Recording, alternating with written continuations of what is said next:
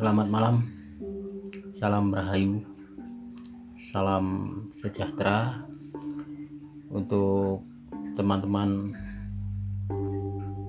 semua pada malam hari ini.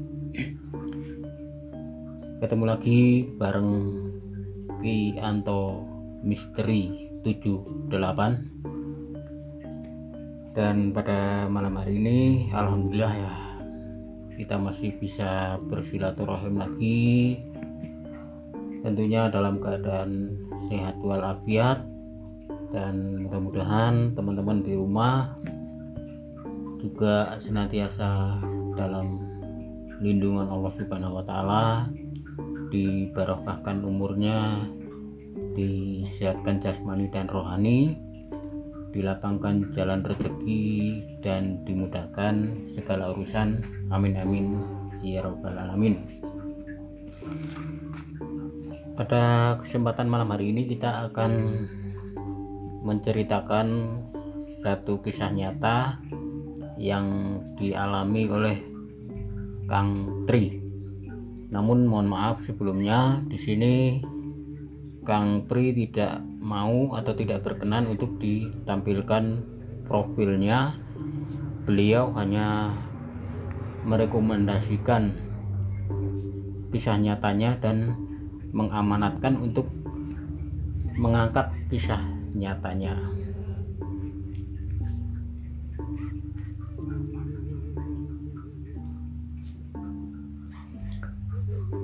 Jadi kisah ini terjadi sekitar tahun 1991, dimana waktu itu Kang Tri masih berusia sekitar 10 tahun. Belum lama ini ya, kemarin 3 hari yang lalu kebetulan kita ketemu dan sempat ngobrol-ngobrol. Secara kebetulan Kang Tri cerita tentang kisah nyatanya karena beliau tahu dari Ki Anto Misteri 78 jalan di konten misteri. Kemudian beliau mengutarakan dan menyampaikan kisah nyatanya yang kemudian untuk ditayangkan. Dan mohon maaf apabila dalam tayangan ini untuk nama tempat ya kita privasi, karena untuk menjaga hal-hal yang tidak diinginkan di kemudian hari. Kisah nyata ini terjadi sekitar tahun 1991, di mana Kang Tri masih berusia sekitar 10 tahun, yang mana pada waktu itu Kang Pri setiap harinya ikut membantu orang tuanya di kebun, merawat kebun. Dan kejadian aneh ini ya terjadi pada siang hari. Pada siang hari di mana Kang Pri masih di rumah waktu itu, dan emaknya ya yang biasanya dia bantu atau beliau bantu di kebun tidak di rumah. Jadi singkat kata, di rumah sendirian, tiba-tiba Kang Pri melihat emaknya ada di dapur yang kemudian keluar rumah ya, melalui pintu belakang keluar rumah, yang membuat Kang Tri penasaran.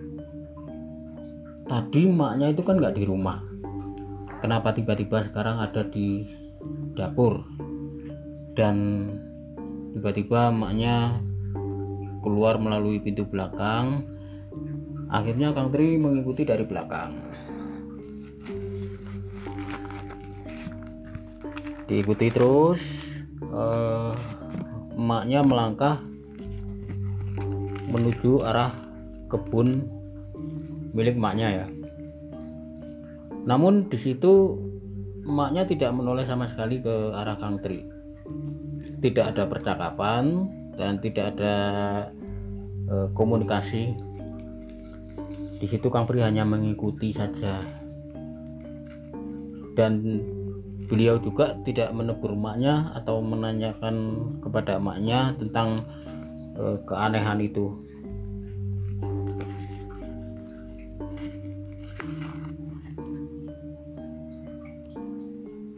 Semakin jauh, semakin mendekat ke arah kebun milik emaknya.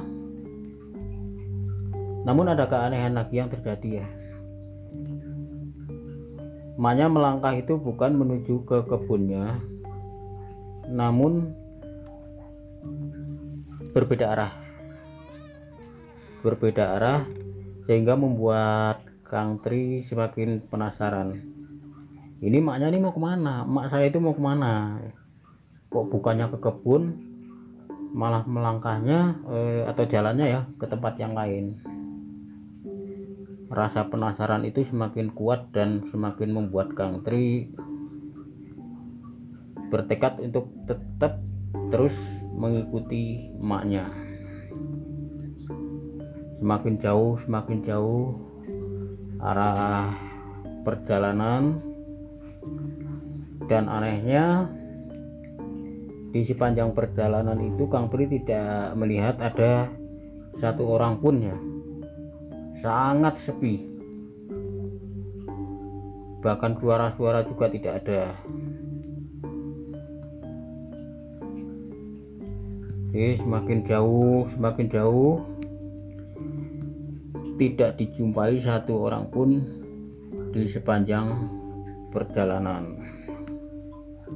Pada akhirnya karena rasa penasaran yang begitu kuat, Kang Pri menegur emaknya, memanggil emaknya ya.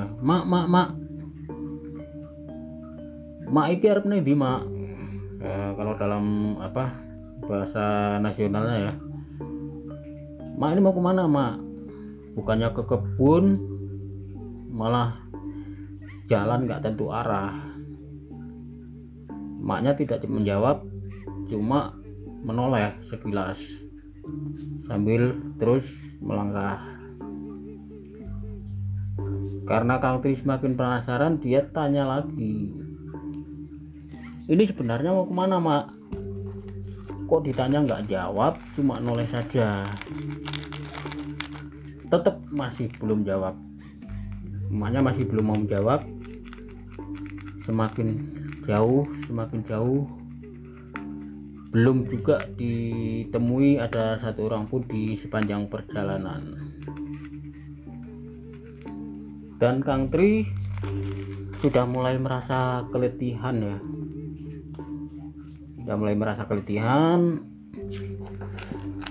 Tapi dia tetap mengikuti emaknya sampai akhirnya mereka berdua tiba di salah satu tempat yang begitu sepi, begitu sunyi, dan hari seperti mulai gelap. Hal itu membuat Kang Tri kebingungan dan bertanya-tanya, loh, aku ini sudah berapa jauh melangkah, kok hari kayaknya sudah sore kan? Masih tidak ada komunikasi di situ. Cuma di situ emaknya seperti mengisyaratkan untuk Kang Tri ya, untuk istirahat. Dan tidak jauh dari tempat itu ya, Kang Tri melihat ada sebuah rumah ya, kalau bisa dikatakan, kalau gubuk bukan ya, karena itu di tengah hutan, tepatnya rumah di tengah hutan. Kang Tri merasa aneh ya, walaupun masih berusia 10 tahun, tapi untuk usia 10 tahun itu kan mungkin sudah mulai timbul rasa penasaran ya. Kok ada rumah sendirian di sini, rumah cuma satu. Namun dia tetap mengikuti emaknya menuju ke arah rumah itu, tetap dengan rasa penasaran. Akhirnya tetap diikuti dan keduanya masuk ke rumah itu. Rumah itu sangat sederhana sekali, bahkan sebenarnya bisa dibilang seperti gubuk namun rapat. Mereka berdua sampai di dalam rumah. Nah, di situ mulai terjadi komunikasi.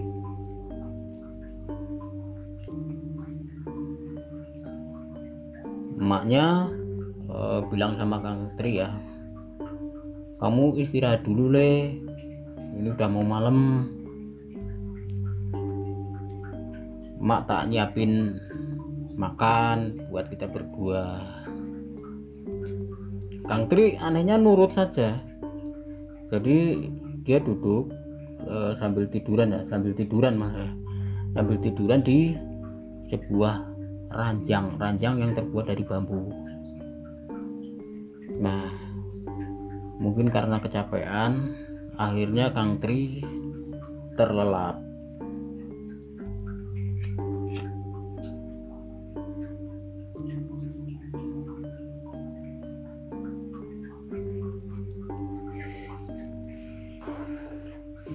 Dan saat dia terlelap, emaknya membangunkan dia, menyuruh untuk makan. Makanan sudah siap di ranjang ya, ranjang dipan lah. Karena di situ posisinya kan bisa untuk tidur, bisa untuk duduk-duduk, dan itu tepat di ruang tengah. Di situ cuma ada dua kamar, jadi ruang tengah yang bisa dikatakan sebagai ruang tamu juga ya kalau untuk rumah yang ini ya. Langsung ke belakang sudah dapur, jadi plong langsung dapur. Kamar di sebelah sini.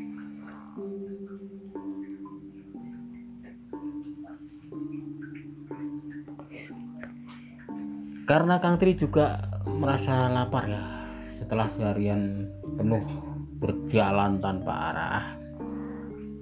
Akhirnya Kang Tri nurut dan makan. Jadi di situ terhidang ada ikan, ada mie dan lain sebagainya. Dengan lahapnya Kang Tri makan.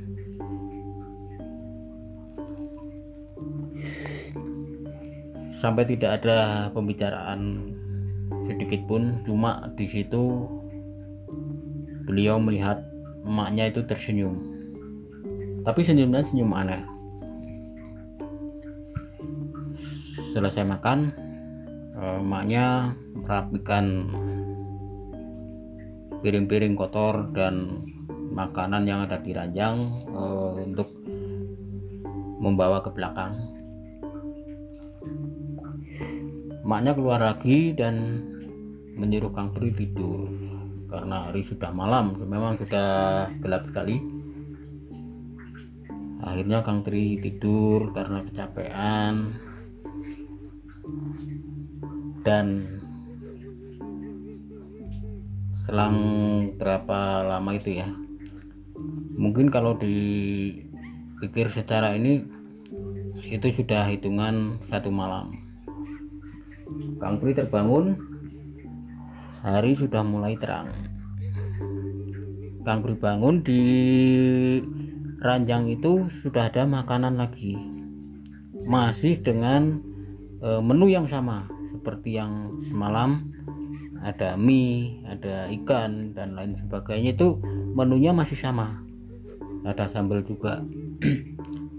Kang Pri disuruh sarapan. Emaknya bilang kan, Tri kamu sarapan dulu, emak tak nyari kayu dulu. Nah Kang Tri ingat bapaknya, loh mak, bapak kemana kok nggak kelihatan? Emaknya menjawab, bapak lagi ke kota Tri, lagi nyari duit buat bayar SPP kamu, karena bulan depan kamu sudah harus bayar SPP. Oh iya mak, udah aku tak makan dulu mak. Ya Tri kamu makan, emak tak nyari kayu dulu.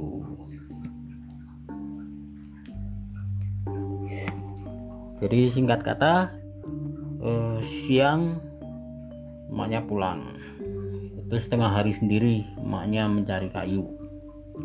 Siang emaknya pulang. Jadi hal seperti itu terulang dan terulang terus. Bahkan Kang Tri sudah nggak ingat sudah berapa hari dia di rumah itu, bahkan sudah lupa dengan rumahnya sendiri ya, itu sudah lupa dengan rasa penasarannya juga.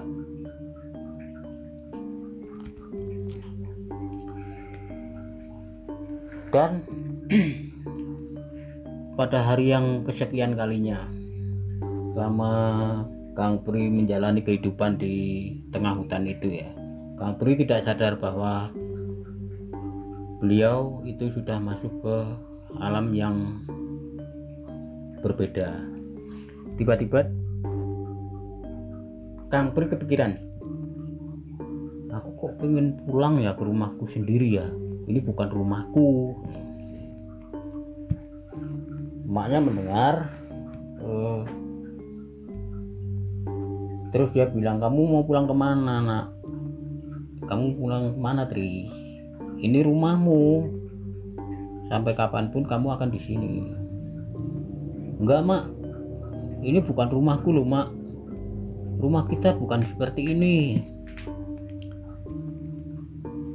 Di saat Kang Tri berkata seperti itu, tiba-tiba keadaan di dalam rumah dan di luar berubah total. Bahkan beliau ya sudah tidak duduk di ranjang lagi. Beliau merasakan dan melihat sendiri bahwa beliau tertidur di atas apa ya, kalau dahan ya, dahan yang cukup besar. Loh, aku kok tidur di sini? Dan saat menoleh ke bawah itu sudah ada orang-orang yang sedang memandang ke atasnya sambil manggil-manggil. Le, kamu ngapain di situ le? Awas jatuh lo. Kang Pri ketakutan. Aku gimana mau turun? Aku nggak bisa turun. Nah akhirnya salah satu dari warga ya yang melihat Kang Pri di atas itu, ada yang naik dan disusul juga warga yang lain, ada yang naik juga untuk membantu Kang Tri turun. Nah setelah Kang Tri turun, di situ Kang Tri ditanyain, kamu ini anak mana le? Kok bisa malah tidur di atas pohon? Pada akhirnya Kang Tri menceritakan awal mula kejadian. Nah salah satu dari warga ini ada seorang kiai. Beliau menyampaikan bahwa kamu itu digondol wewe le. Kang Tri masih belum ngerti, masih belum paham wewe itu apa dan apa yang sedang dialami dirinya saat itu ya. Pak Kiai juga menyampaikan kepada warga yang lain ya, bahwa anak ini itu sudah mengalami kejadian aneh di mana Kang Tri ini diculik oleh sosok Wewe yang menyerupai emaknya. Nah, akhirnya setelah tahu Kang Tri itu rumahnya di mana, terus diantar sama Pak Kiai dan 3 orang warga pulang. Sampai di rumah emaknya nangis, sudah pokoknya sudah nggak kebayang lagi bagaimana rasanya ya, antara sedih dan gembira karena akhirnya sudah bertemu dengan anaknya lagi. Kembali di situ Kang Tri ditanyai dan Kang Tri menceritakan lagi awal mula kejadiannya. Nah, di situ Pak Kiai kembali mengatakan bahwa Kang Tri itu sudah diculik sama sosok astral ya, atau sosok goib yang disebut dengan Wewe.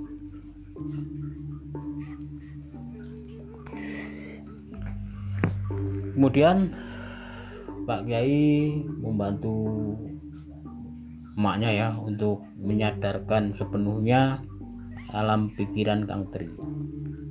Beliau membacakan doa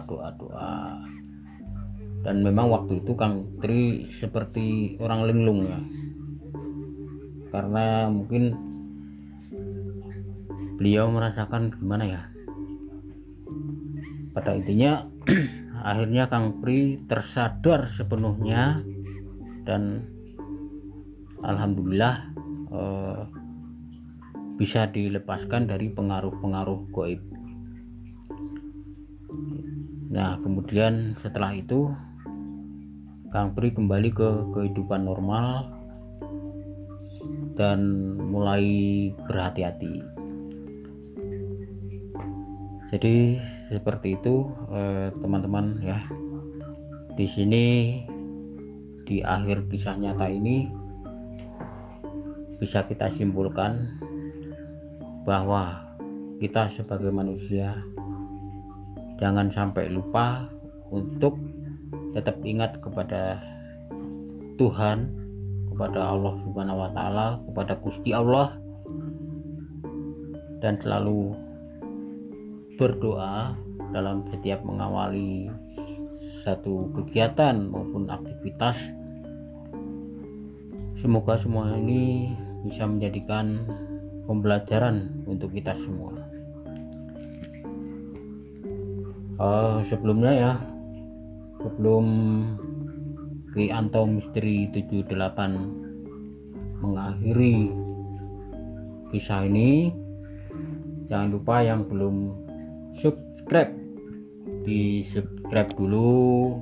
Jangan lupa like, komen, dan tombol loncengnya ya di full ya, biar tidak ketinggalan notifikasi dari tayangan Ki Anto Misteri 78. Dan juga mungkin ada teman-teman atau saudara-saudara yang barangkali mempunyai pengalaman atau kisah nyata seputar mistis, seputar dunia gaib, nanti bisa disampaikan ke Ki Anto Misteri 78 ya, untuk kemudian saya angkat dan saya tayangkan.